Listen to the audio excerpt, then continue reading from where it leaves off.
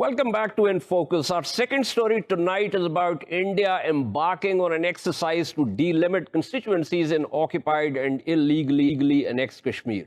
It is important to remember that on 5th August 2019, India illegally annexed occupied Kashmir, stripping it of its special status and downgrading it to the status of union territory. All of this was done illegally and without the consent of Kashmiris. Subsequently, the illegal administration in Jammu and Kashmir have passed laws that seek to grab Kashmiri land and settle outsiders in Kashmir. To discuss the delimitation exercise in the backdrop of India's illegal moves, we are joined by Mirza Saaib Beg, an eminent Kashmiri lawyer currently studying at the University of Oxford. We also have with us Zafar Qureshi, who is a Kashmiri and resides in London. Thank you to both of you. Let me begin with Mr. Beg here. Mr. Beg, just give me one specific, reality, shall I say, in terms of whether this delimitation of Kashmir is permissible under Indian law, and if it is not, is this violates international law? Yes, indeed. Thank you for the question and thank you for having me. So first of all, you see, this action violates Indian law as well as international law. In India, the delimitation exercise has been frozen since 2002 until 2026 by a constitutional amendment. But it has also been frozen specifically for Kashmir. You see, under the Farooq Abdullah government in 2002, they froze delimitation till 2026 by a constitutional amendment of the Constitution of Jammu and Kashmir. So the action of the Indian government is disregarding both of these amendments as well as decisions of the Supreme Court of India. So this action of delimitation, it just represents the political immorality that is pervasive in India by creating the appearance of a legal mandate to govern and legitimize their actions in a place where no such mandate exists. So in one nutshell, if I can tell you, yes, it violates national law as well as international law. Under the UDHR, which is the Universal Declaration of Human Rights, under Article 23, it violates that as well. So this action does not stand the test of law. You see, the Article 21 of the UDHR states that the will of the people shall be the basis of authority of a government. And this will is expressed by equivalent free voting procedures. What the government of India is doing is going to create differential status for votes in Kashmir in comparison with votes from Jammu. So it is not an equivalent structure, and therefore it is also violative of the Universal Declaration of Human Rights. So to answer your question, it violates both the principles of law under Indian law as well as under international law. Would it be any use if this is challenged in the Indian Supreme Court? I ask this. The reason I say would it be any use is because, unfortunately, what we have seen of the Indian Supreme Court's approach over the last 2 years or so does not evoke much confidence in that apex body. That's a very pertinent question because, unfortunately, the way the law is designed around this is a highly contentious action because it cannot even be challenged before a court. Under Article 329 of India's constitution, it is stipulated that the decision of the Delimitation Commission is final. It cannot even be challenged before the Supreme Court of India. Therefore, when delimitation takes place, it can only happen with the utmost confidence of the people where this exercise is taking place. But in the case of Kashmir, the action of the Indian government does not inspire any confidence.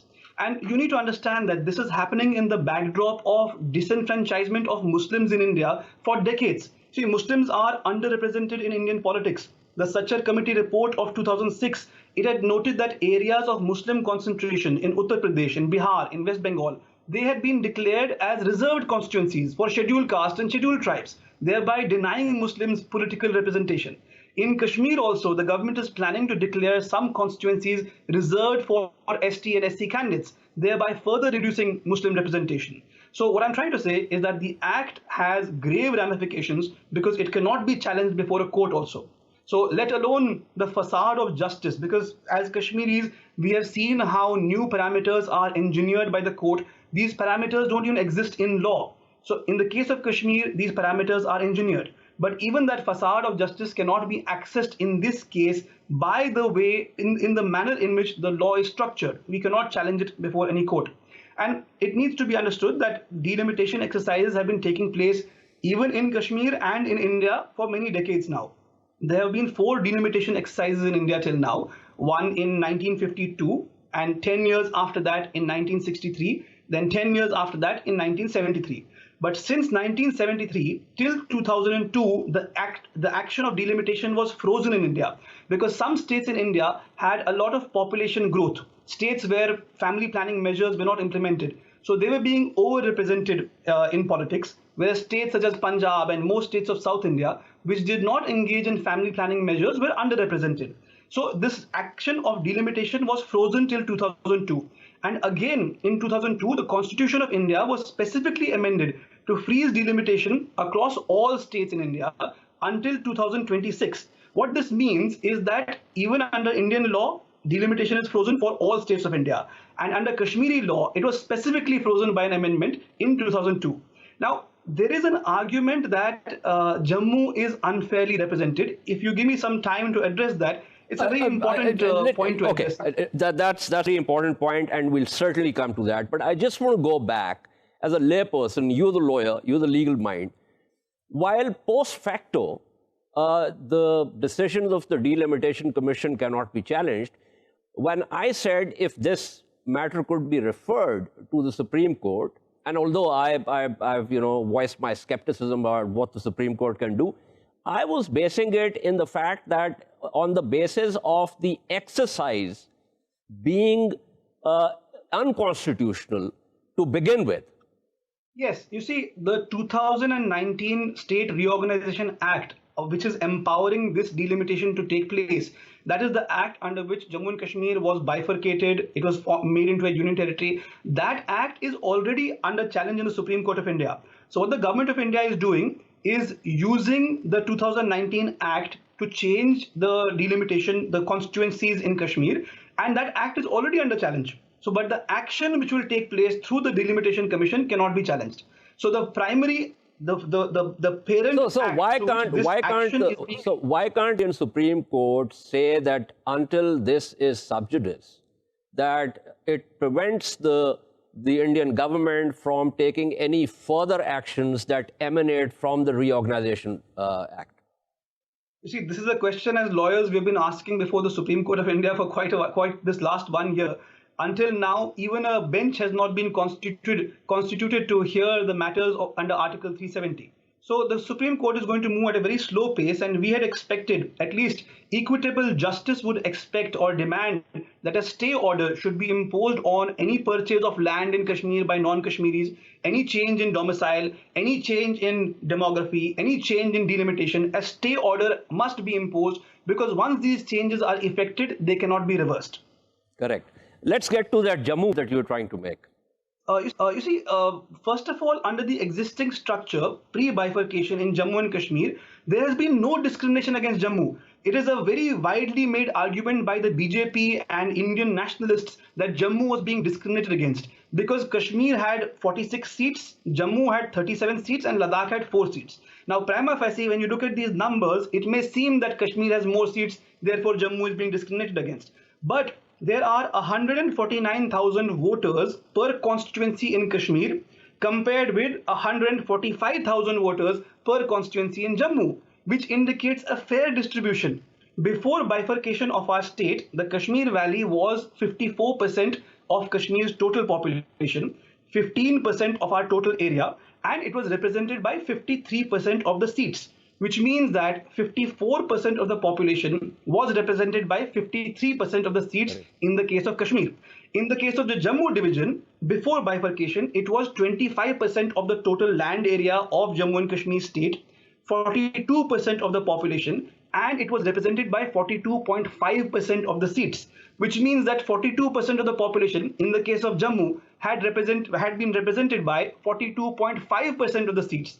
So clearly, this has been a very egalitarian, a fairly equitable distribution. So the argument that Jammu was unfairly represented is false. But on that note, it needs to be understood that it can be argued even Jammu itself was overrepresented because more than half of Jammu division is Chenab Valley and Doda district, which should ideally be counted separately for area as well as population. Correct. But if we look just at area, there is no precedent in the world of basing delimitation on area. Some countries base delimitation on population and some countries base it on registered voters. But nowhere in the world is it based on area. In Kashmir, there are reasons why delimitation cannot be based on registered voters. First of all, many people in Kashmir Valley boycott elections. So using registered voters as a database will place the valley at a disadvantage. But it is also important to understand that in case of Jammu and Kashmir, there are discrepancies in the data itself. As per the 2002 electoral statistics, Jammu region had nearly 200,000 or 2 lakh more voters than Kashmir region. But as per data of the Election Commission of India, the Kashmir region has nearly 2.5 lakh or 250,000 more voters than Jammu region in 2014 elections. So voter registration data is unreliable and it has always been so. In some elections, there is a higher registration in Jammu and some there is not. Now, after bifurcation of the state into 2 union territories, the Kashmir division now has 58% share of population, whereas Jammu division only has 42% of the share. But the area of Jammu division is now at 62%, whereas the area of Kashmir division is at 38%. Now, what I'm trying to say is that no matter how you cut this cake, nowhere in the world is delimitation based on area, because elections are meant to represent people and not to represent the land. But the BJP has been raising this demand for delimitation since 2008, right after the Amarnath land row. But the High Court of Jammu and Kashmir, as well as the Supreme Court of India in 2010, has upheld the freeze on delimitation, which was imposed by the Jammu and Kashmir government of 2002. The Supreme Court of India in 2010, they have upheld that freeze. So what the government of India is doing is that it's violating its own national law. It's disregarding decisions of the Supreme Court of India, which has already upheld the freeze imposed on delimitation. And it's also violating international law. So last point that I want to make is that there is a discussion that this move is going to help the Kashmiri Pandits. But what is being missed in this is that the Delimitation Commission is going to use census data of 2011.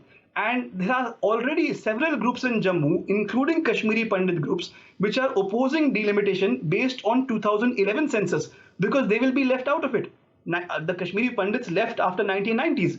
So if you base it on the 2011 census, it is wrong for everyone. Even Kashmiri Pandits will not benefit from this. Right. Thank you so much, Mirza Saaib Beg. As always, a pleasure listening to your very nuanced points. Let me go to Zafar Qureshi here. Mr. Qureshi, this is, of course, the legal constitutional terrain.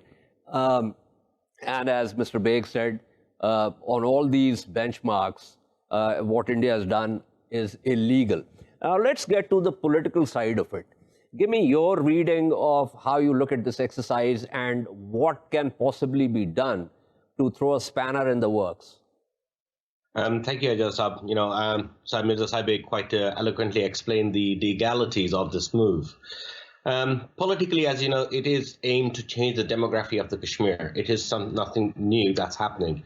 Right from the beginning, the BJP government has trying to focus to change the demography in such a way that it shows the majority as a Hindu or a non-Muslim. And we need to be really careful. Dividing or delimiting Kashmir on the basis of land is going to be challenging and irreversible. This not only constitutes against the Indian Constitution, but against the international laws. When we look at the United Nations resolutions of 122, which completely prohibits any change to the Kashmir issue, to the Kashmir demography, to the land or the geography.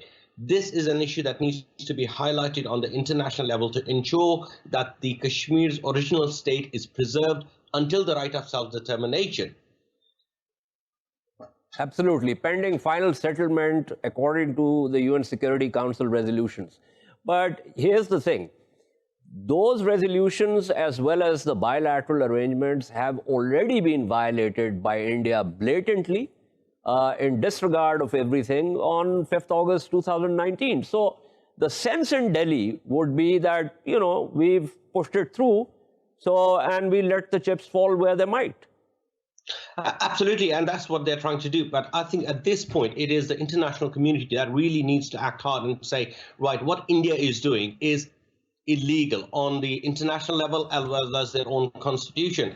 And this is where we need to press the international community to use all its available platforms, whether that is trade, whether that is international law, to enforce the United Nations resolutions and ensure the people of Kashmir have been given the right of self-determination. There are no changes been made to the Kashmir demography or the geography of the Kashmir.